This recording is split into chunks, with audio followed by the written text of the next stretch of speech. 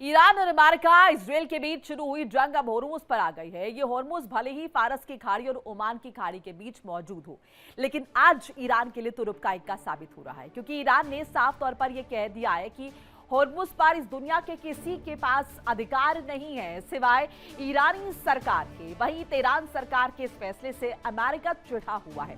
Trump प्रशासन ने Hormuz strait से गुजरने वाले जहाजों की नाकाबंदी करने की घोषणा कर दी है।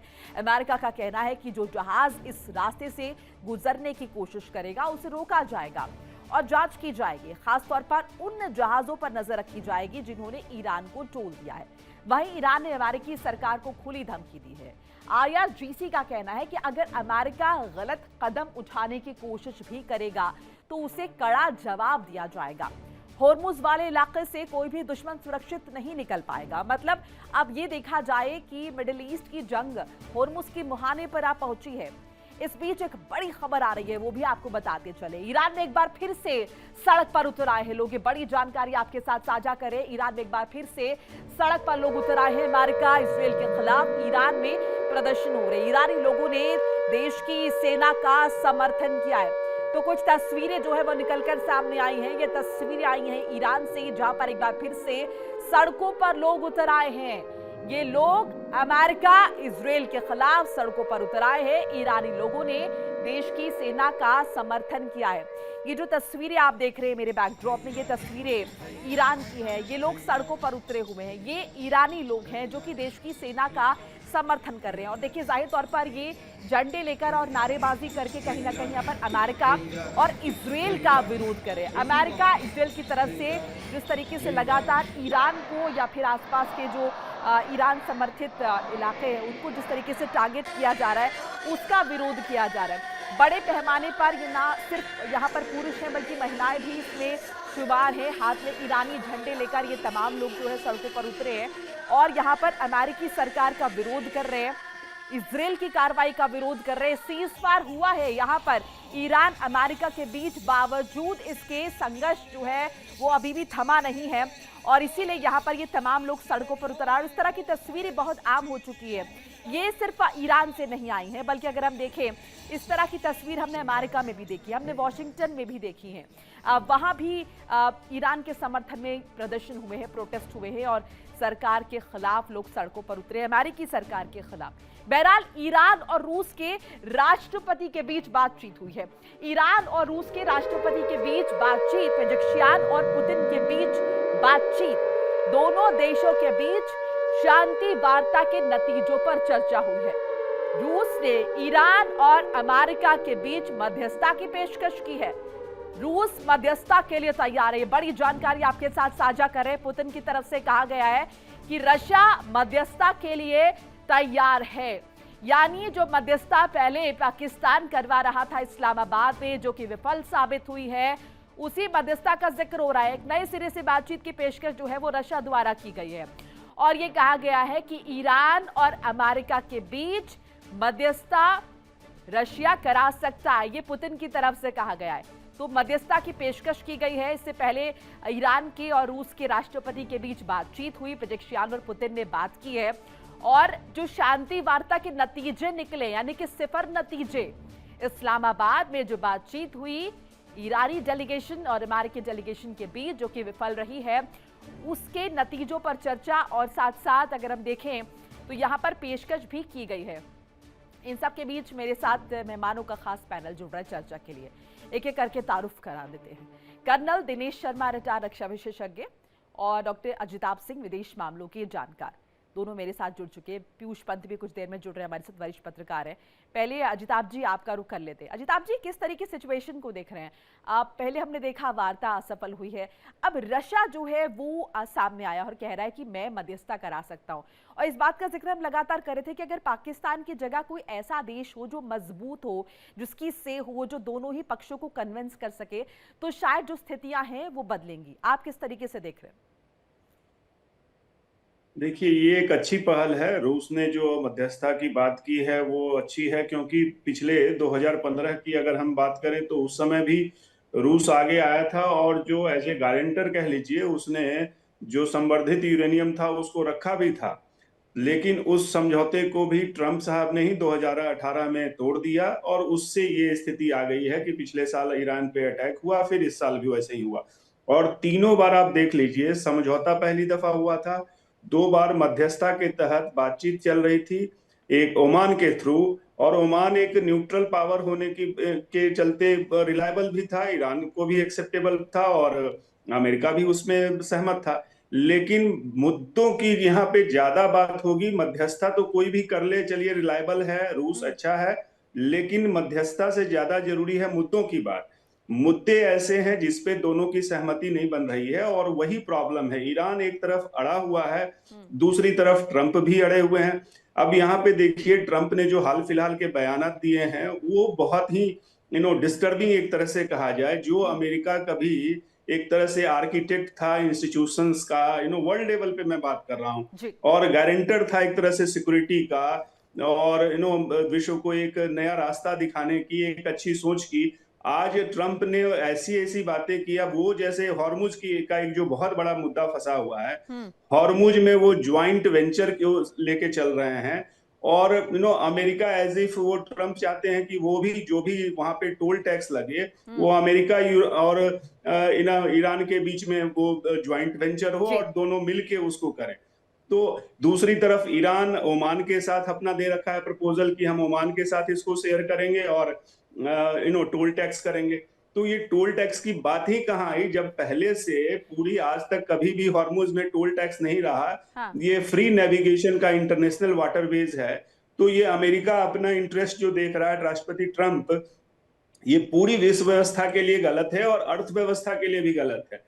इसी वजह से पेच फंसा हुआ है। परमाणु विकिरण का जो भी एक परमाणु प्रोग्राम का जो मुद्दा 10 पॉइंटर्स का जिक्र हुआ है, ये पहले भी प्रपोज किए गए थे और इसी को कहा था कहीं ना कहीं अमेरिका की तरफ से कहा गया था कि वर्केबल हैं ये, इन पर बात हो सकती है।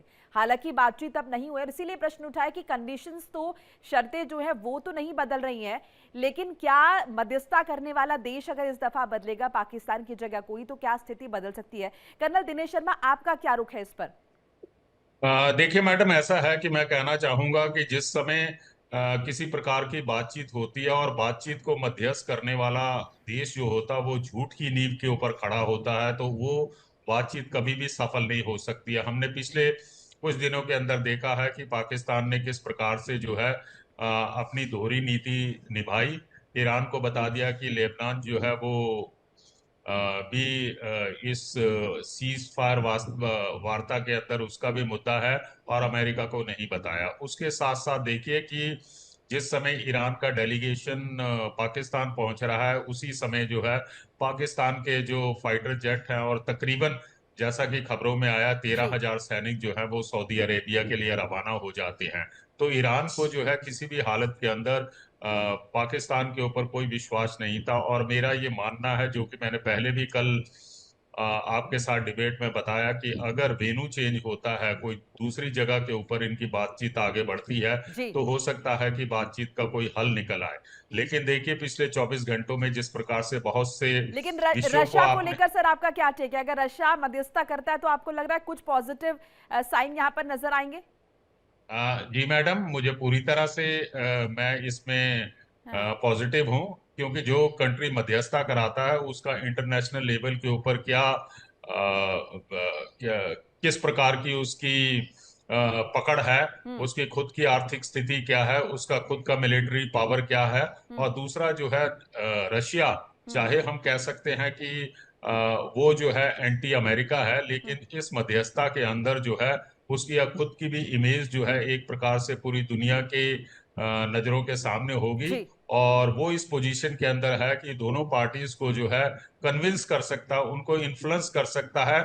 और जिस प्रकार के कठिन और जटिल मुद्दे दोनों पार्टीज की तरफ से आगे किए जा सकते हैं, आगे रखे हैं, तो उसमें जो है रशिया कोई बाया मीडिया निकाल सकता है, जिससे कि दोनों पार्टी अपने आप को ये महसूस करे कि विन विन सिचुएशन है। इसके साथ मैं एक पॉइंट और ऐड करना चाहता हूं। लॉटरी एक अपडेट जरा साझा कर लें, आपके पास फौरन लॉटरी है। हिजबुल्लाह से जंग के बीच लेबनान पहुंचे हैं प्रधानमंत्री नेतन्याहू। हिजबुल्लाह से जंग के बीच लेबनान पहुंचे हैं पीएम नेतन्याहू। लेबनान में आईडीएफ की कार्रवाई के बीच पहुंचे नेतन्याहू।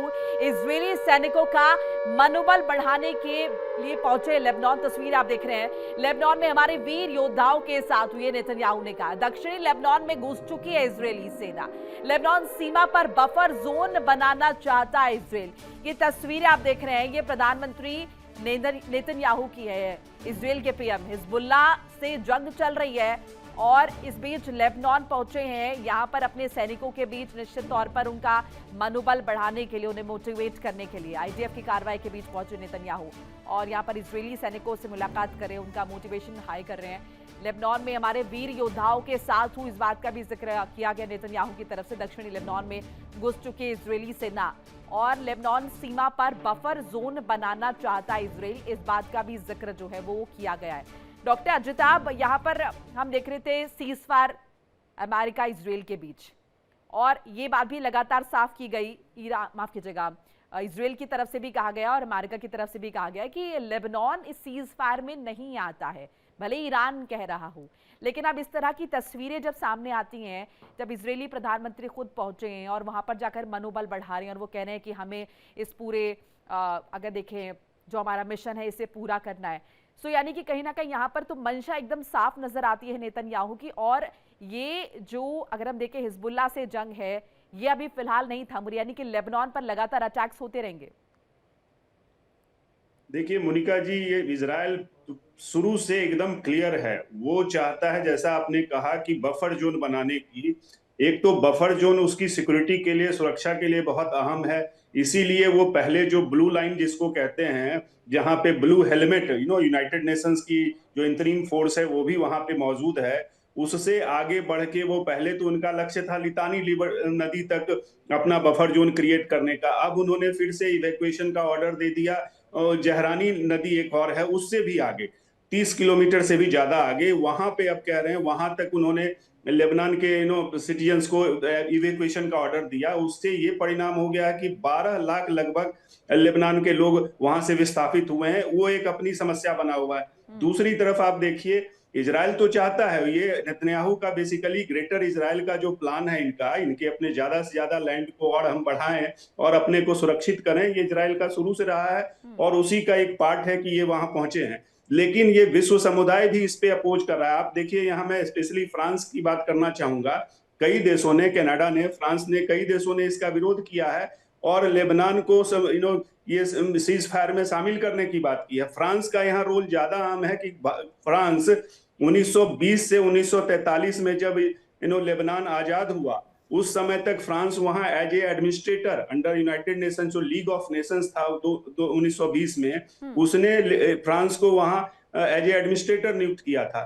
तो अभी भी लेबनान में 40% फ्रैंकोफोन जो फ्रेंच लैंग्वेज बोली जाती है बहुत पॉपुलर है वहां। तो फ्रांस तक ने ऐसा कहा है कि भाई लेबनान में ये सीज फायर होनी चाहिए, वो इंक्लूड होना चाहिए, लेकिन नेतन्याहू उसके लिए तैयार नहीं है और प्रॉब्लम वहीं से सारा बढ़ रहा है, क्योंकि हिजबुल्लाह को जो डीवेपनाइज करना है, उसको डिसआर्म करना है, इसमें इजराइल के लोगों का बहुत बड़ा जनमत नेतन्याहू के साथ है और इलेक्शन वहां होने वाला है, तो नेचुरली नेतन्याहू उस पे हेलबेंट रहेंगे सिक्योरिटी पॉइंट ऑफ व्यू से भी, और पॉलिटिकल जो उनका एम्बिशन है या पॉलिटिकल इलेक्शन की वजह से भी उन पे प्रेशर है। कर्नल शर्मा, यानी कि फिलहाल ये जो स्थिति है, ये लेबनान पर अटैक्स ये तो नहीं थमेंगे। Is there a way out कि यहाँ पर शांति स्थापित हो सके? ईरान लगातार ये मांग कर रहा है और निश्चित तौर पर अगर नेतन्याहू की तरफ से अटैक्स ज्यादा होंगे तो रिटालिएशन ईरान की तरफ से भी, क्योंकि ईरान हिजबुल्लाह को तो बचाएगा ही। मैं एक सवाल पूछना चाहता हूं कि ईरान का क्या वेस्टेड इंटरेस्ट है अदर देन जो है हिजबुल्लाह, जो उसकी प्रॉक्सी है उसको बचाना चाहता है?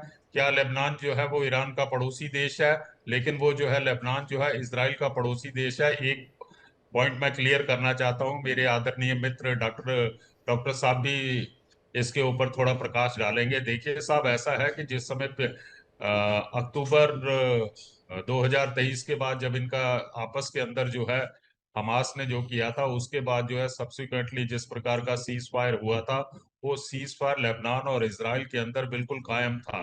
ये लेबनान की तरफ से जो हिजबुल्लाह है, इन्होंने जिस समय ईरान के सुप्रीम लीडर की हत्या हो गई थी, उसके बाद लेबनान ने दोबारा जो है उनके ऊपर रॉकेट अटैक और उनके ऊपर इसराइल के ऊपर हमला किया है। तो मेरा ये मानना है कि इसराइल अगर अपने सेल्फ डिफेंस के अंदर दोबारा रिटेलिएट कर रहा या हमले कर रहा, तो ये उसका अधिकार है।